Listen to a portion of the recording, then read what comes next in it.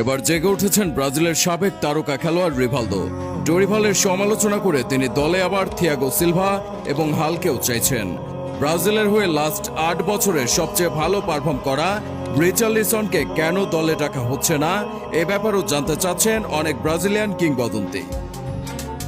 Brazilian আরেক তারকা খেলোয়াড় জোসে ফেরেইরা নেতো, যিনি এতদিন নেইমারের সমালোচনায় মুখর ছিলেন, সে নেতোই বলেছেন ব্রাজিলের এই দলের উন্নতি করতে হলে নেইমারের কোনো বিকল্প নেই। তিনি বলেন, আমি আগে অনেকবার বলেছিলাম আমাদের নেইমার ছাড়া খেলা উচিত, কিন্তু এটা আসলে সম্ভব না।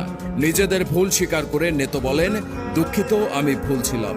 নেইমারকে ছাড়া আমরা প্রথম রাউন্ডে পার হতে পারতাম না। নেইমারের সাথে কোচ ডোরিভালের একটি পুরাতন দ্বন্দ্ব আছে।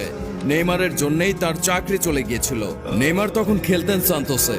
2010 সালে আতলেতিকো গুয়ানিয়েন্সের বিপক্ষে এক ম্যাচে তাকে পেনাল্টি নিতে না দিয়ে অন্য একজনকে পেনাল্টি নিতে পাঠানোয় কোচের সঙ্গে ঝামেলায় জড়িয়েছিলেন।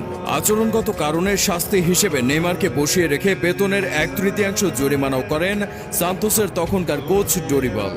এই ঘটনায় পরে সান্তোসের বোর্ড সভায় সবাই পক্ষ নিয়েছিলেন 18 বছর বয়সী নেইমারের। চাকরি হারান কোচ ডোরিভাল। নেতো মনে করেন ডোরিভাল সেসব ঘটনা মনে না রেখে তার উচিত নেইমারকে দলে নেওয়া, কারণ নেইমার ছাড়া এই ব্রাজিল দলের হাল ধরার মতো আসলে এখন আর তেমন কেউই নেই।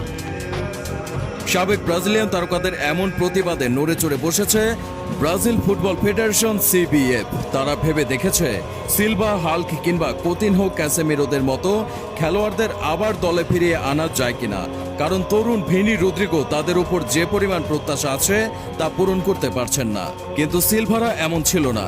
ব্রাজিল জাতীয় দলের হয়ে সিলভার পারফরমেন্স ছিল অসাধারণ। সিলভা ব্রাজিলের হয়ে বিশ্বকাপে 15টি ম্যাচ খেলে ডিফেন্সে তার দায়িত্ব সামলেছেন। তাকে নিয়ে কোনো অভিযোগ তার নিন্দুকেরাও করতে পারেননি। পাশাপাশি 2টি গোল এবং 2টি অ্যাসিস্ট আছে তার।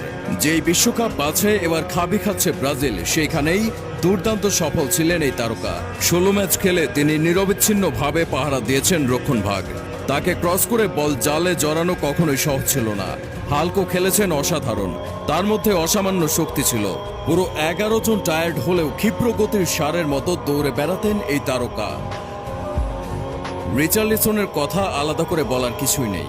লাস্ট বিশ্বকাপের সেরা গোল এসেছিল এই রিচার পা থেকেই। তার সেই অ্যাক্রোবেটিক গোলের কথা এখনো ভুলতে পারেন এমন মানুষ খুব কম। রিচার্লিসন ব্রাজিলের হয়ে ম্যাচ খেলেছেন 48টি, যেখানে তার গোল 20টি, পাশাপাশি অ্যাসিস্ট আছে 4টি।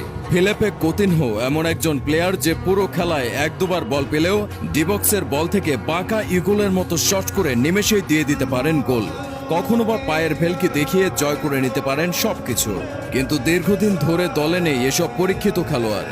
তিতে একটা সাজানো গোছানো টিম তৈরি করে গিয়েছিলেন, কিন্তু ডোরিভাল অযথাই এক্সপেরিমেন্ট আর মুনশিয়ানার নামে সেই দলটিকে নষ্ট করেছেন। ডোরিভালের উচিত সিলভা, রিচার্লিসন কিংবা কোতিনহোদের কথা আবার চিন্তা করা, কারণ এখনো সময় আছে ঘুরে দাঁড়ানোর। আর দেরি হলে আর কখনোই দাঁড়াতে পারবে না ব্রাজিল।